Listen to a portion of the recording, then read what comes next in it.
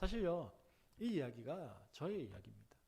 오늘 말씀을 어떤 말씀을 나눌까 생각을 하다가 그냥 말씀에 제 이야기를, 제 삶의 걸음들을 함께 나누었으면 좋겠다라고 생각되어져서 말씀을 나누려고 합니다. 저는요, 많이 아픈 아이로 태어났습니다. 그냥 보면 그래도 뭐 멀쩡한 것 같은데, 예, 많이 아픈 아이로 태어났어요. 태어나자마자 한 달 동안 인큐베이터 안에 들어가 있었습니다. 의사가 이야기하기를 한 달은 지나봐야 이 생명이 한 달 정도를 잘 버텨내면 그래도 좀 살아날 가능성이 있는데 뭐 그 안에 죽으면 그까지예요. 뭐 이런 아이였어요. 근데 다행히 인큐베이터 안에서 한 달을 잘 버텨내어서 지금까지 감사하게 살아가고 있는 중입니다. 그렇지만 아픈 아이 또 약한 아이로 태어났기 때문에 늘 집 병원 하는 생활을요 어릴 때 계속해서 했었습니다. 저는 선천성 심장 판막증이라고 하는 판막이 새는 거죠. 그리고 또 심장 기흉, 이렇게 심장이 오목가슴처럼 이렇게 뼈가 이렇게 서 있어야 되는데 훅 들어가 있는 그런 질병을 가지고 태어났습니다. 여러 번의 수술을 했어요. 여러 번의 심장 수술도 하고, 그래서 심장 오목가슴 수술도 하고, 판막 수술도 했습니다. 그래서 오목가슴 수술은 했기 때문에 철심을 그 심장 주위로 넣어가지고 이렇게 들어 올려 놓는, 유지시키는 그런 수술을 또 다시 하게 되었습니다. 여러 번의 개복이 있었습니다. 여러 번의 개복을 통해서 몇 가지의 후유증들이 생겼습니다. 첫 번째는요, 뭐 10시간씩, 7시간씩 이렇게 하는 수술을 한 두세 번 받고 나니까요, 기억력이 좀 약해졌어요. 마취 오래 하면 기억이 없다 이러잖아요. 예, 그랬습니다. 기억력이 별로 안 좋았어요. 그리고 두 번째는요, 개복을 여러 번 하다 보니까 이 개복에 대한 부작용 때문에 장이 잘 꼬이는 거예요. 장 유착이 자주 왔었습니다. 그래서 급하게 또 병원에 가가지고 약물 넣어서 그 유착되어져 있는 장을 풀기도 하고 뭐 이렇게 했는데, 그러다가 이제 이게 유착이 된지 모르고 며칠을 지나서 안에서 괴사가 일어났어요. 장이 썩은 거예요. 그래서 한 번은 괴사가 일어나서 제가 초등학교 한 2학년 때였는데 마취를 하고 수술방으로 들어가거든요. 아이이기 때문에. 그런데 너무 급해가지고 마취도 못하고 수술방에 들어가서 수술을 하고 나오기도 했었습니다. 그렇게 하면서 어린 시절을 보내었습니다. 그러다 보니 오래 달리기라고 하는 것, 체육 시간 되면 오래 달리기라고 하는 걸 하잖아요. 오래 달리기 하면 항상 꼴찌였습니다. 왜냐하면 예, 오래 달릴 수가 없는 거야. 그럼 조금 오래 달리면 입술이 새파래지면서 오래 달릴 수 없기 때문에 그냥 항상 꼴찌였습니다. 뿐만 아니라 기억력도 없어요. 몸도 여전히 약합니다. 그러니 원래도 좀 성격이 막 이렇게 활발하고 외향적이지 않은데 점점 더 소극적인 그런 아이가 되어졌습니다. 뿐만 아니라 그런 환경적인 요인과 함께 원래 가지고 있는 기질이 저는 A형이거든요. A형 중에서도 트리플 A형입니다. 아주 소심한 사람이에요. 그러다 보니까 점점 더 소심한 사람으로 그렇게 자라갔습니다. 뿐만 아니라 이 가슴의 상부에 이게 수술 자국이 큰 거예요. 그게 하나 두 개가 아니고 여러 개가 있습니다. 그러니 수영장에 간다든지 이런 걸 잘 못했어요. 지금은 뭐 래시가드 이렇게 해서 수영복으로 상의를 입는 것 뭐 이런 것도 나오는데 어릴 때 그런 게 없었습니다. 그냥 남자아이들은 밑에 삼각 팬티 뭐 혹은 수영복 팬티 하나 입는 거예요. 그러니 수영장에 가면 전부 다 저만 보는 것 같았어요. 전부 다 저만 보는 것 같으니까 수영장에 갈 수가 없는 거죠. 사실은 다 자기들 논다고 바빠서 저 볼 겨를이 없는데 저 스스로는 그렇게 생각되어졌습니다. 물론 흉터가 심하다 보니까 쳐다보는 사람들도 가끔 있긴 있었어요. 근데 그렇게 열등감 있고요.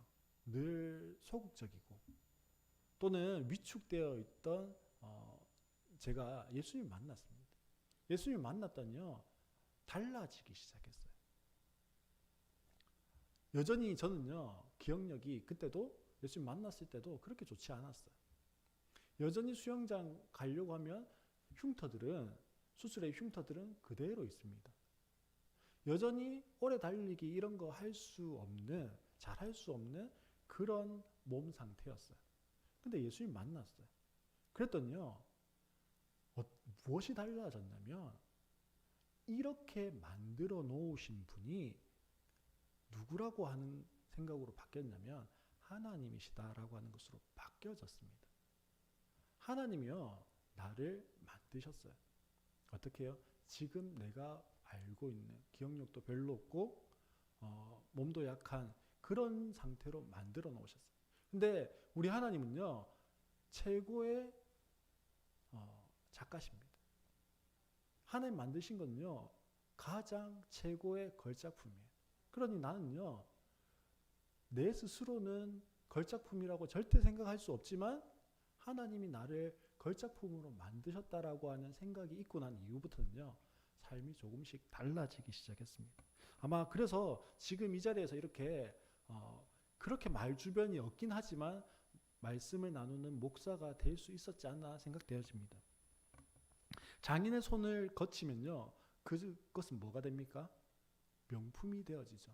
하나님의 손을 걸친 저는요, 그렇기 때문에 가장 탁월한 하나님의 작품이 되어진 겁니다. 사도 바울은요, 오늘 말씀을 통해서 확신에 차서 그렇게 말씀합니다. 뭐라고 말씀할까요? 우리는 그가 만드신 바라. 누구라고요? 우리는 실패한 사람, 실패자, 실수자 아니고요, 하나님이 만드신 최고의 작품이라고 말씀합니다. 그런데 더 놀라운 건요, 하나님 우리를요 만드셨어요. 만드셨는데 그냥 심심한데 뭐라도 하나 만들어 볼까? 그러면서 천지를 만들고 뭐라도 하나 만들어 볼까? 이러면서 여기에 계신 성도님들을 만든 게 아니라는 거예요. 에베소서 1장 4절 5절 말씀해 보면 곧 창세전에 그리스도 안에서 우리를 택하셨다고 말씀하시고 우리를 예정하셨다라고 말씀합니다. 에베소서 1장 11절 말씀을 또 보면요, 하나님이 모든 일을 그의 뜻대로 결정대로 일하시는 이의 계획을 따라 예정하셨다, 그렇게 말씀합니다. 우리가요, 어떤 존재라고요? 어떻게 만들어진 존재라고요? 창세 전에 계획되어지고 예정되어져서 만들어진 그런 존재라는 거예요. 하나님 우리를요 그렇게 택하셨어요. 언제요? 창세 전에. 하나님 우리를 그렇게 예정하셨어요. 언제요? 창세 전에.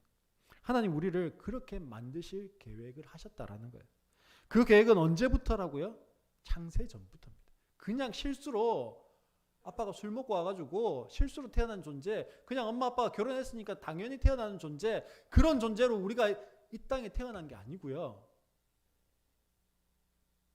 우리는 창세 전에 하나님의 특별하신 계획과 예정과 택하신 가운데서 이 땅 가운데 태어난 존재라는 거예요. 뿐만 아니라 우리를 향해서 하나님 뭐라고 말씀하시냐면 내가 모태에서부터 너를 선택했다, 그렇게 말씀하십니다. 시편 71편 6절 말씀해 보면 내가 모태에서부터 나를 택하셨사오니, 그렇게 말씀합니다. 하나님이 모태에서부터 우리를 택하셨습니다. 예레미야서 1장 5절에서도 동일하게 말씀합니다. 내가 너를 모태에 짓기 전에 너를 알았고 내가 배에서 나오기 전에 너를 성별하였고, 그렇게 말씀하세요. 하나님이요 우리가 엄마 뱃속에 있기 전부터도 아셨대요. 그리고 택하셨대요. 하나님께서 나를 택하시고 만드시기로 작정하신 겁니다. 우리는 그렇게 준비되어지고 계획되어진 존재로 이 땅 가운데 모두 다 온 거예요.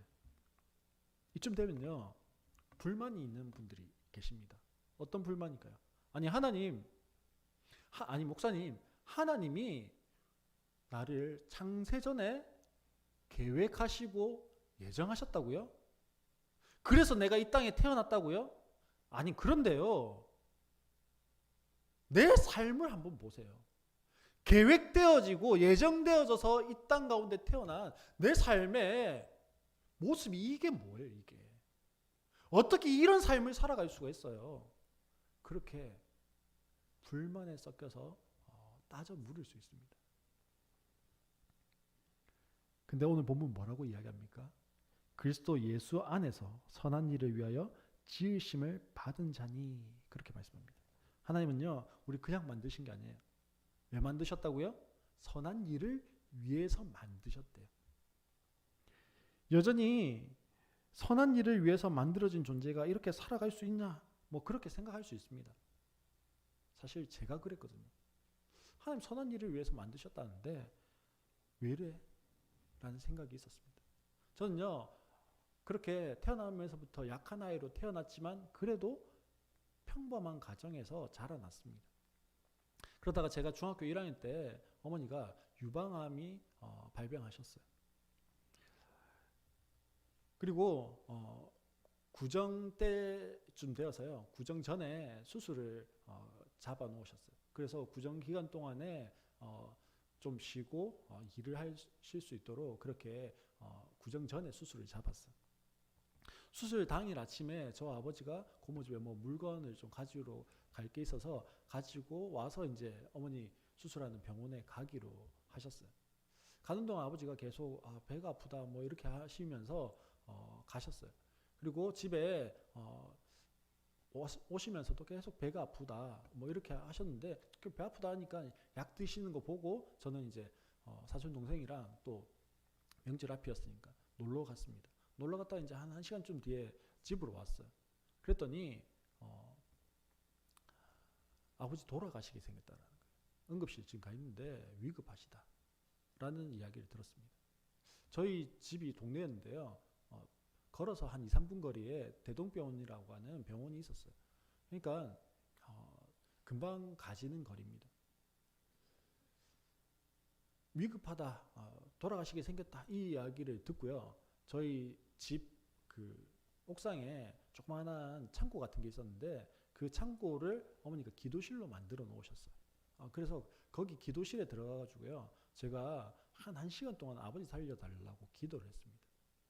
뭐 그러면 아버지 살려주시면 제가 목회자로 하나님 나라 위해서 내가 살겠습니다. 뭐 이렇게 하면서요, 눈물로 기도했어요. 중학교 1학년짜리가 1시간 기도한다는 건요, 내가 할 수 있는 최선으로 기도했다 뭐 이런 거예요. 그리고 1시간쯤 기도하고는요, 이제 계단을 타고 이렇게 2층으로 거실로 내려오는데 전화가 따르릉 울렸어요. 그리고 아버지 돌아가셨다 라고 하는 전화를 받았습니다. 그 시간에 어머니는 뭐 하고 계셨을까요? 그 시간에 어머니는요, 수술방에 들어가 계셨어요. 수술방에 들어가 계시다가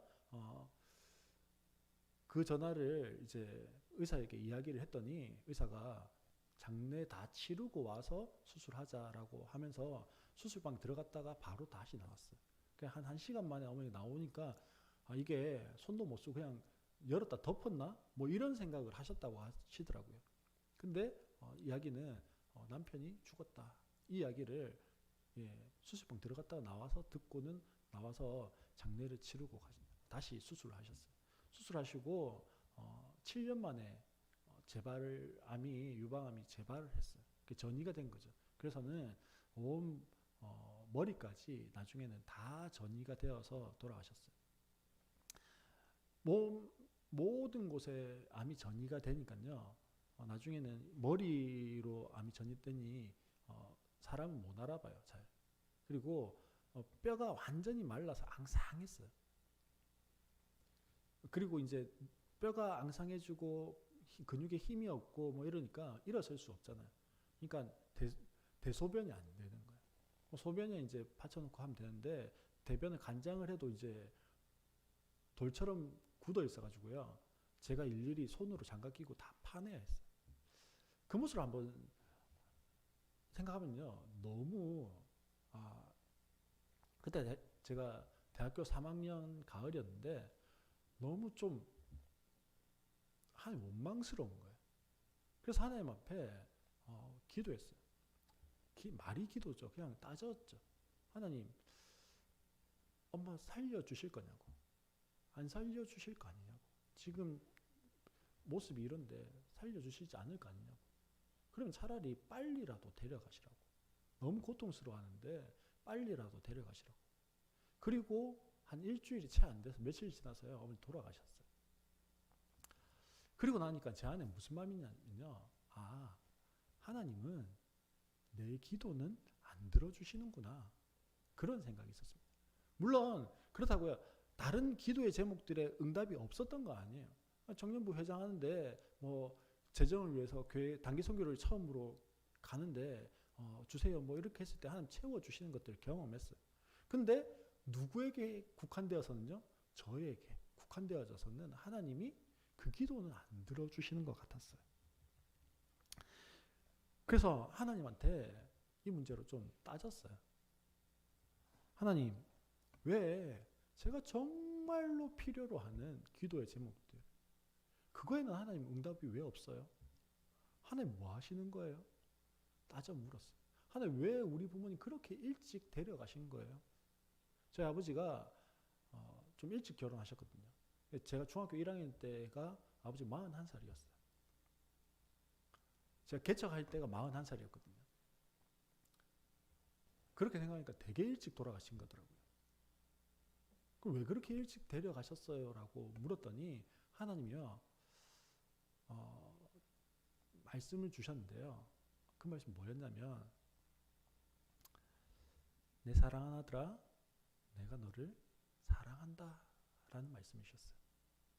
아니, 저는 지금 하나님 왜 이런 일이 있었어요? 하나님 뭐 하셨어요? 따져 물었는데 하나님은요, 그냥 저를 사랑하신다 하시더라고요.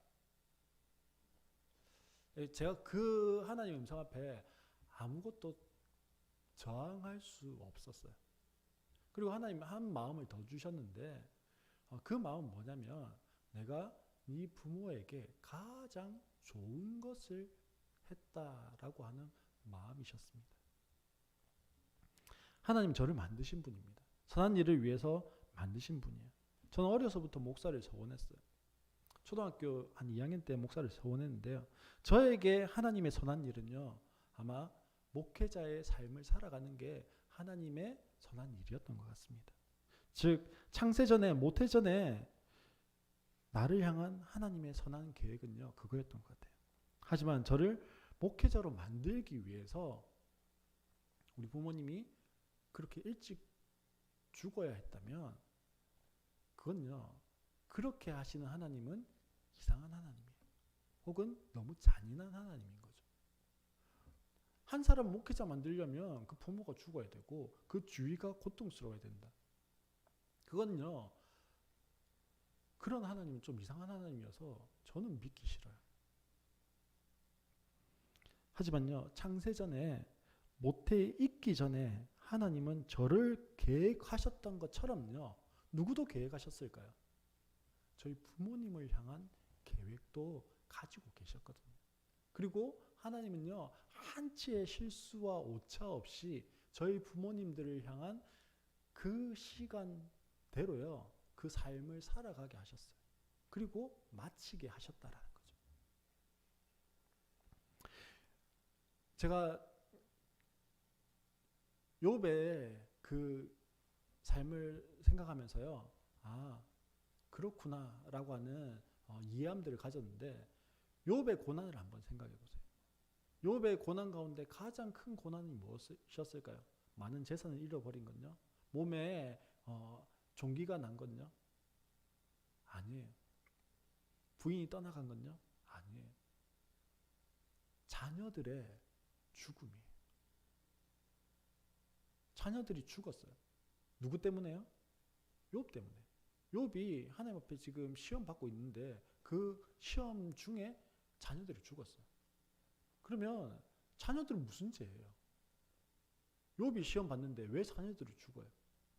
근데 하나님은 어떤 마음을 주셨냐면, 욥의 자녀들은 그들에게 하나님 계획되어진 대로 살고 가게 하신 거예요. 욥의 자녀들이 어디에서 다시 욥을 만날까요? 천국에서 만나겠죠. 하나님 그것을 말씀하시면서 저에게 위로함을 주셨습니다. 하나님께서 우리의 인생에 전혀 의미 없는 이유 없는 경험들을 하게 하시지 않는다라는 거예요. 그리고 우리의 삶에 경험되어진 그것들을 통해서요, 지금 여기에 서 있는 원지연이라고 하는 저를 만드셨습니다. 마찬가지로 우리 성도님들의 그 삶을 통해서, 그 삶의 이유와 고난과 어려움들을 통해서 지금의 나를 만드신 거예요.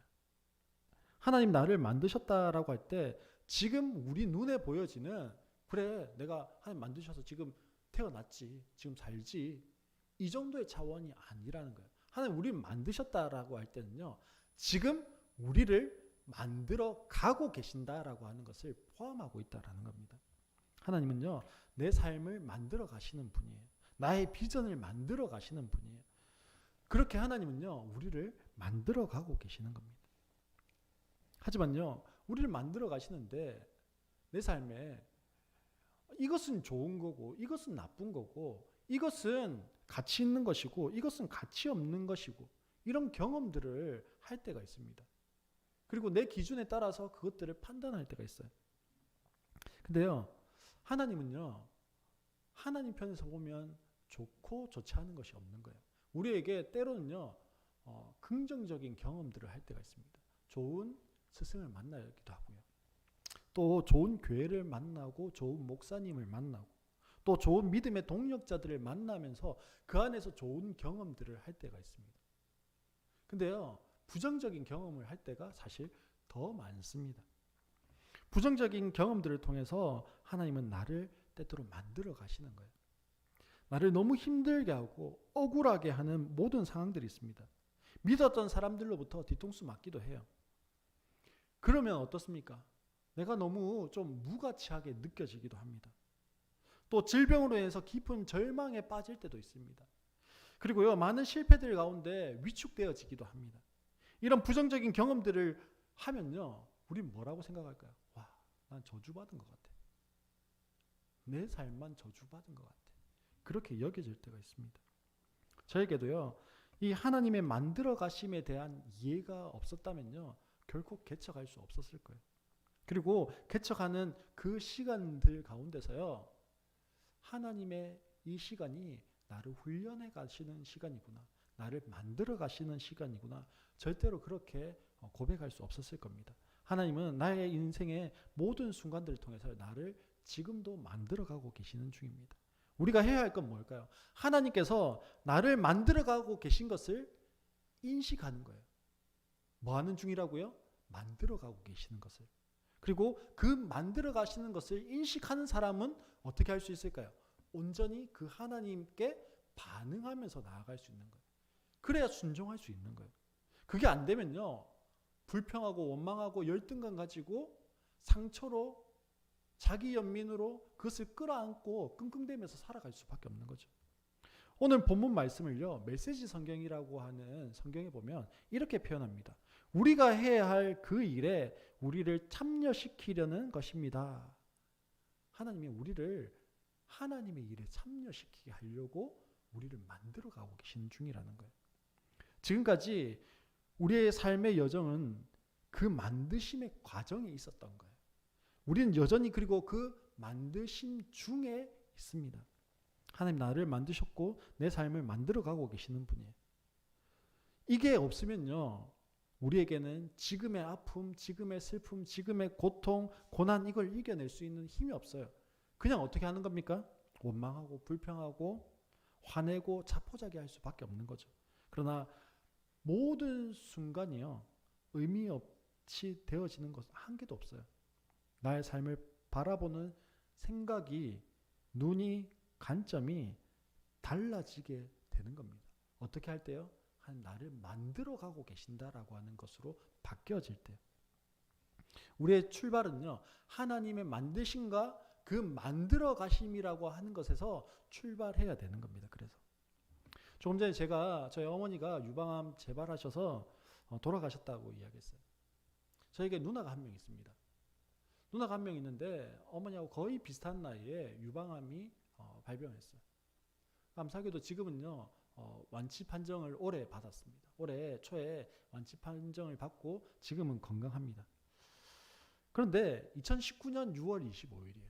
2019년 6월 25일에 국가 건강검진을 받았습니다. 2년에 한 번씩 하는.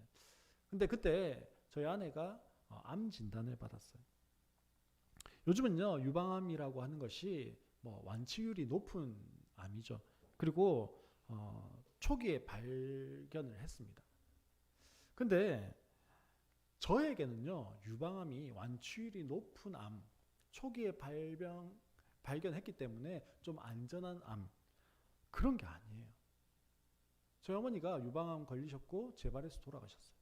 그리고 저희 누나가 비슷한 나이에 유방암에 걸렸고 집이 합천인데 서울에서 수술을 받고 부산에서 6개월 동안 항암 치료를 받았습니다. 제가 그때 부산 그 해운대에서 사역했는데요. 해운대 백병원에서 방사선 치료와 항암 치료를 했어요. 6개월 동안 저희 집에 있으면서 제가 간병도 하고 그 항암 치료를 받는 6개월을 지켜보았습니다.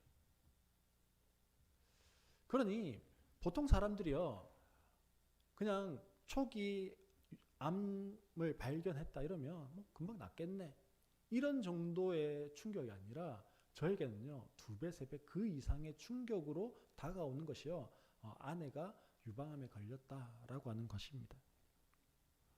또한요, 교회적으로 생각해도 이제 막 개척을 해서 얼마 안 되었을 때, 한 1년이 채 안 됐을 때입니다.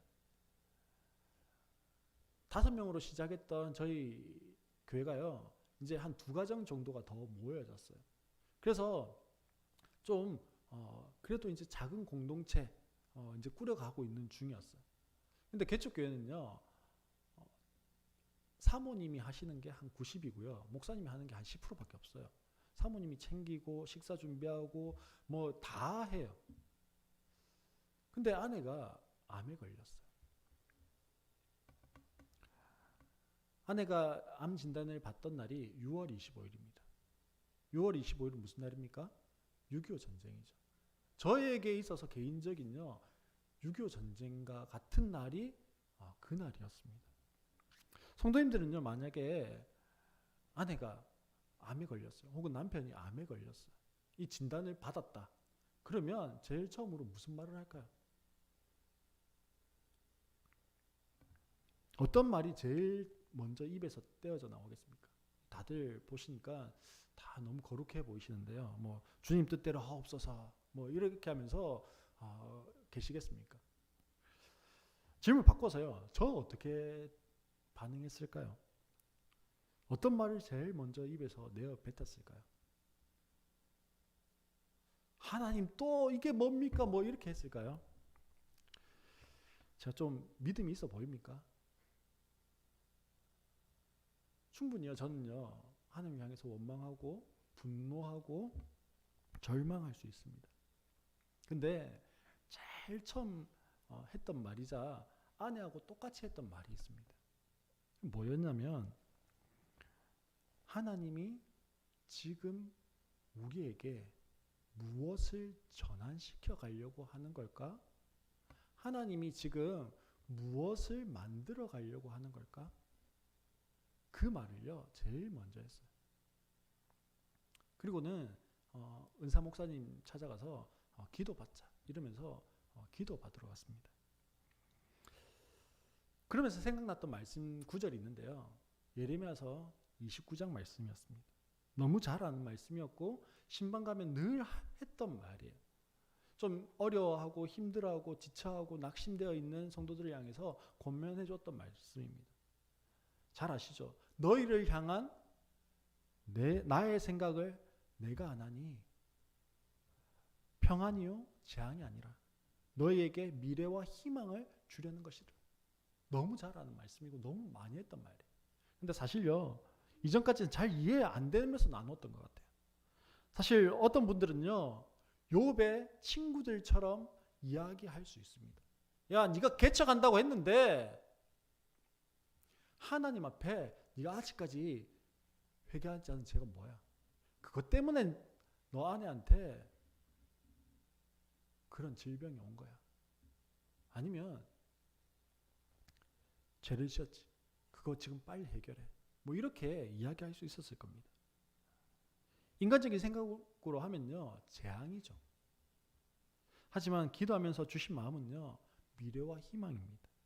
아내의 병을 저희 교회와 가정을 위해서 기도하는 동역자들에게 나누고 기도 요청을 했어요. 다들 걱정해 주시고 염려해 주시고 기도하고 있다 이렇게 말씀하셨습니다. 근데 저희는 오히려 평안했어요.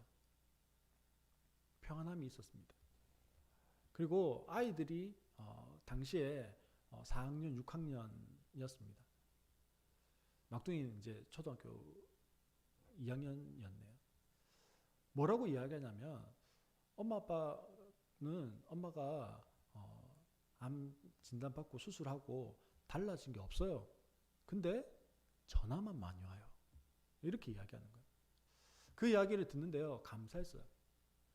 이 아이들의 눈에 비춰지는 이 부모인 우리의 모습이 하나님 앞에 이 질병 앞에서 원망하고 불평하는 모습이 아니라 그래도 믿음을 지켜내면서 하나님께 반응하며 나아가는 것으로 보여져서 별반 이전의 삶과 다르지 않은 평안함으로 살아가는 모습을 보여주고 있구나. 그렇게 생각되어졌기 때문에 그렇습니다. 하나님이 어떤 일을 하실지 기대가 됩니다. 하나님이 하실 것을 기대합니다. 왜 이렇게 고백할 수 있을까요? 제가 상당히 믿음이 좋은 목사이기 때문에요? 아닙니다. 나를 만드신 하나님, 우리 가정을 만드신 하나님, 우리 교회를 만드신 하나님, 그 하나님이 어떤 분이시기 때문에요? 선하신 분이십니다. 선하신 하나님이 우리를 부르셨습니다. 하나님이 우리 가정을 만들어 가시는 중이라는 믿음의 고백이 있을 때 모든 일들 가운데서요, 원망과 불평과 분노가 아니라 기대와 소망과 감사가 있을 수 있는 거예요.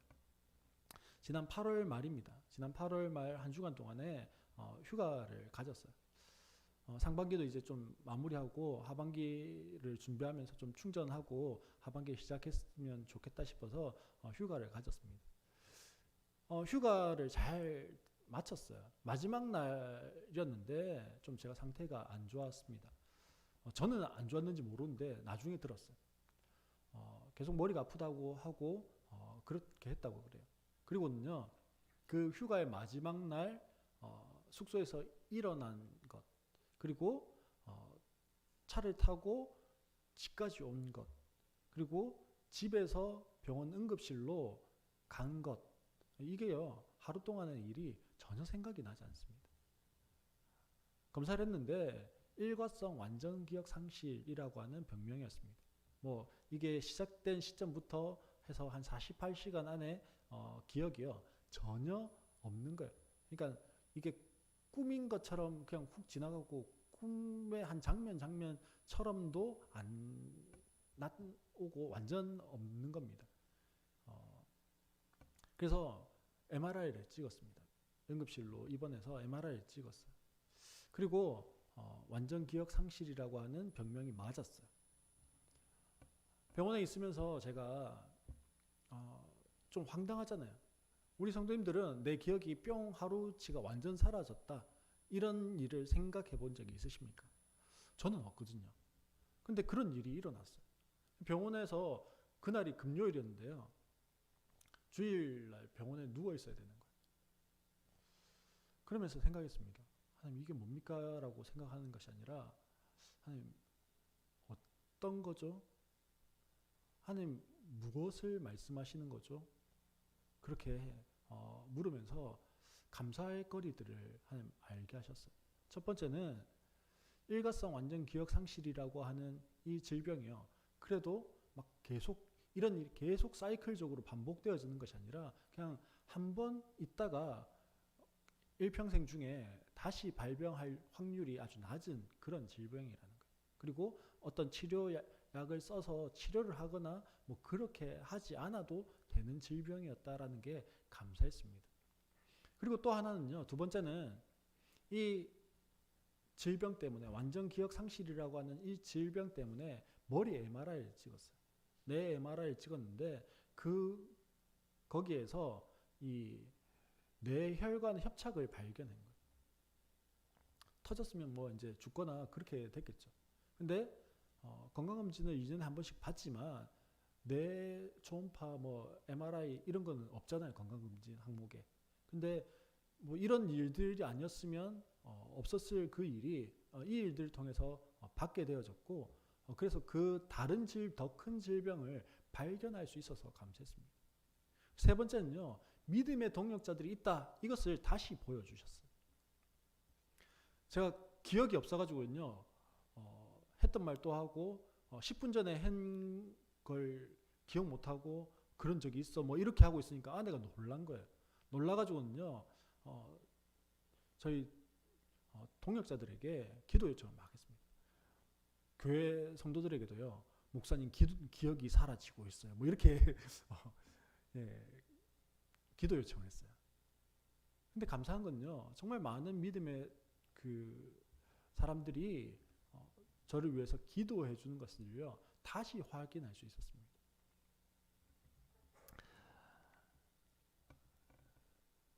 이를 통해서 하나님을 만들어 가심이라고 하는 것이요. 저로 하여금 뭐 하겠냐면 왜 내 삶에 이런 일이 또 일어나? 이런 이상한 일이 일어나?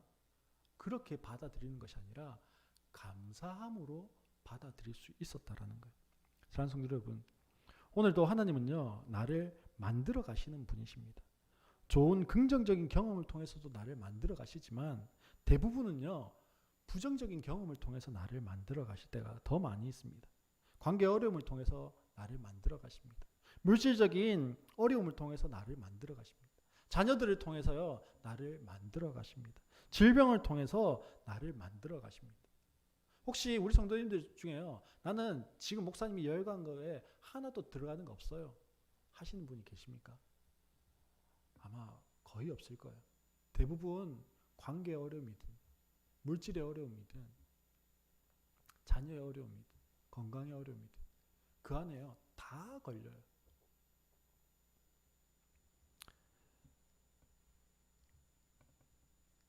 그러면 우리가 고백할 수 있는 건 뭐예요?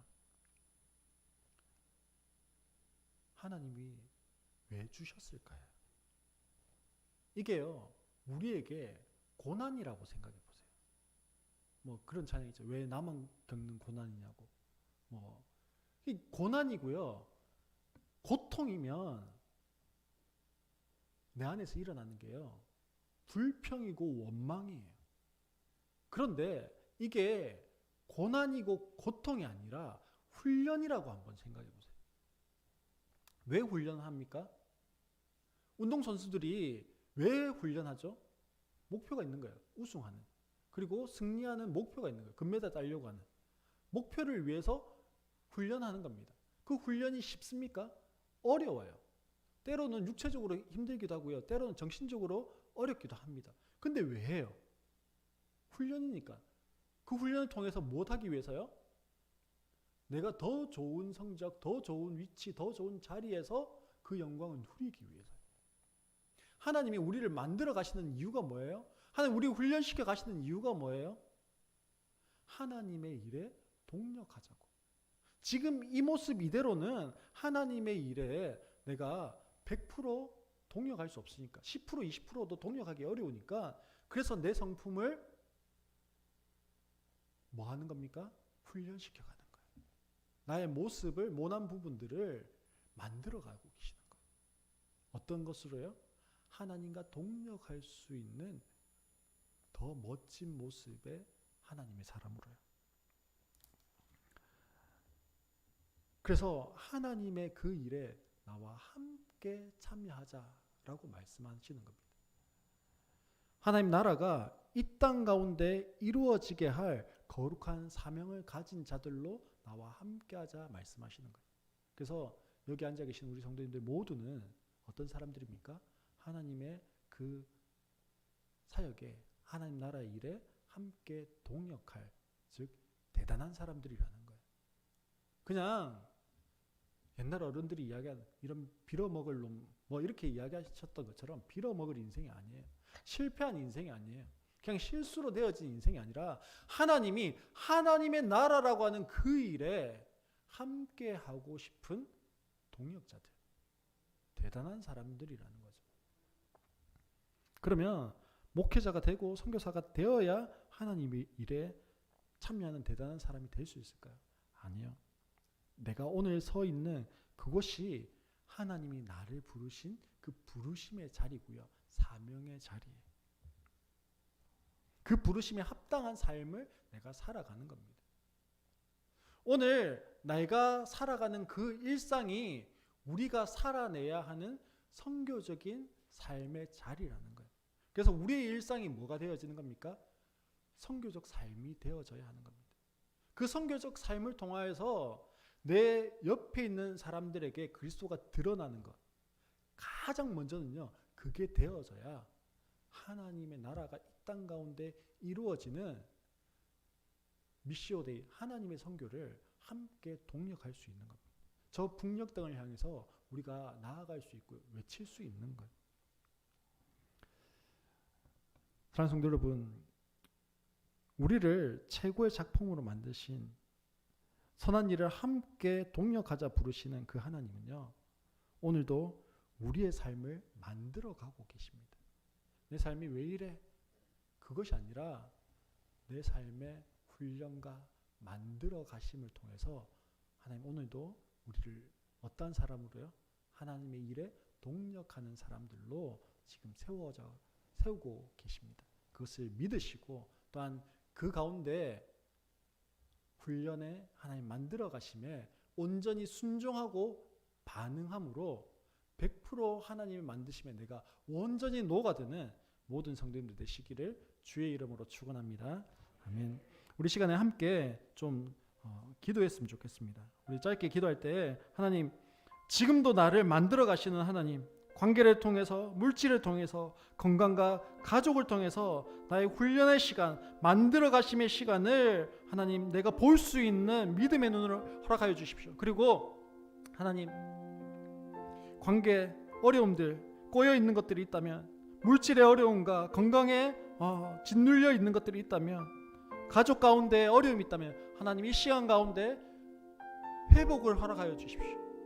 관계의 회복, 물질의 회복, 건강의 회복, 가정의 회복을 주십시오. 돌파를 허락하여 주십시오. 우리 이 시간에 주여 한번 부르고 크게 기도하겠습니다. 주여!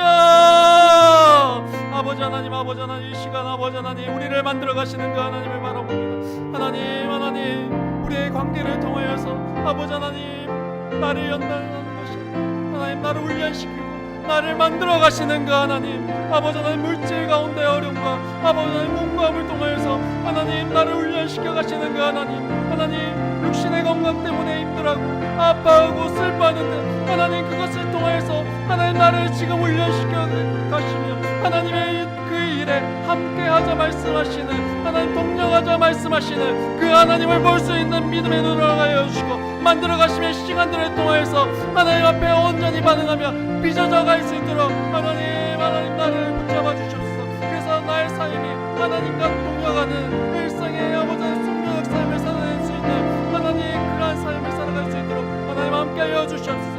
은혜를 베풀어 주셨기를 간절히 소원합니다. 하나님 우리 가운데 돌파가 일어나게 하여 주시고 하나님 온전히 하나님 앞에 믿음으로 순종하며 반응하며 나아갈 수 있도록 하나님 축복하여 주시옵소서. 은혜를 하여 주셨기를 간절히 소원합니다. 하나님 우리의 삶의 주인 되어 주시는 그 하나님을 온전히 더욱더 주님 함께하여 주시옵소서. 우리의 삶의 주인 되심을 고백합니다. 하나님 감사합니다. 우리의 삶을 만들어 가시는 그 하나님을 이 시간도 고백합니다.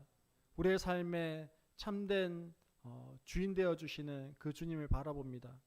관계를 통하여, 물질을 통하여, 건강을 통하여, 자녀와 가정을 통하여서 우리에게 여전히 훈련의 시간, 만들어 가심의 시간이 있지만 하나님 우리가 그 가운데 온전히 반응하며 믿음의 사람들로 세워져 갈 수 있도록 주님 도와주시고, 그래서 우리의 삶의 일상이 선교적 삶이 될 수 있도록 하나님 축복하여 주시옵소서. 예수님의 이름으로 기도합니다.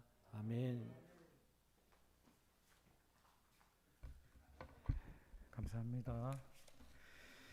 제1부, 2부 목사님 메시지도 동일한 말씀 들으면서 하나님의 만들어 가심에 대해서 계속 들으면서 정말 저는 개인적으로 감사했습니다.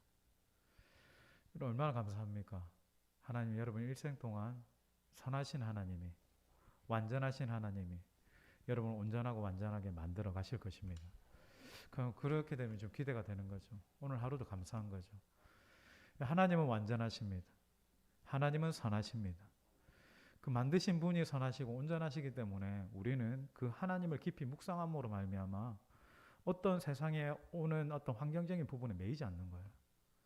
여러분 이번 한 주도 그 좋으시고 선하신 하나님, 나를 만들어 가시는 그 하나님과 동행하는 한 주가 되기를 주님의 이름으로 축원드립니다. 우리 몇 가지 광고 드리겠습니다. 교회 광고 참고하시고요. 교회 공사가 조금 예정보다 좀 늦어질 것 같습니다. 그래서 한 10월 30일 정도에 이제 최종적으로 마무리가 될 것 같고, 마무리되는 시간들까지 여러분들이 계속 기도해 주시고, 주차는 아동병원 주차장을 이용해 주시면 감사드리겠습니다. 방역 지침 참고하시고요. 오늘은 성교부 헌신 예배로 드렸습니다. 말씀 전해주신 목사님 감사드립니다. 한번 목사님께 감사의 박수 한번 드리겠습니다. 네. 우리 축복의 선포하도록 하겠습니다. 여호와는 내게 복을 주시고 너를 지키시기를 원하시며